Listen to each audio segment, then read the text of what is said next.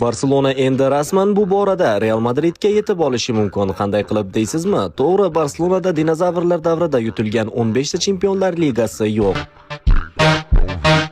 Ammo jamoa bu safar Realni yutsa, umumiy g'alabalar soni borasida Realga yetib olishi mumkin. Hozirgi kungacha ular umumiy rasmiy o'yinlarda 161 marotaba to'qnash kelishgan. Shundan 105 tasida Real g'alaba qozongan bo'lsa, 104 tasida aynan Barselona g'alaba qozongan. 52 ta uchrashuv esa durang bilan yakunlangan. O'tgan mavsumda rasmiy uchrashuvlarda jamoalar 4 marotaba o'ynashdi va 4 talasida ham Barselona g'alaba qozondi. Bu safar Barselona yutqazadi, chunki oddiy Sevilyadan 4-1 ga yutqazdi deysizmi? Adashasiz. Aynan o'tgan mavsum ham Interdan qaqshatqich 4-3 hisobidagi mag'lubiyatdan keyin ham Barselona oradan 4 kun o'tib hat-trick qilib turgan Mbappe jamoasiga remontada qilib 4 ta gol urishga erishgan edi. Xullas hisob 11-1 bo'ladimi, 1-0 bo'ladimi, jamoaning yarmi jarohatda bo'ladimi, bu El Clasico, har bir o'yin tarixga muhrlanadi.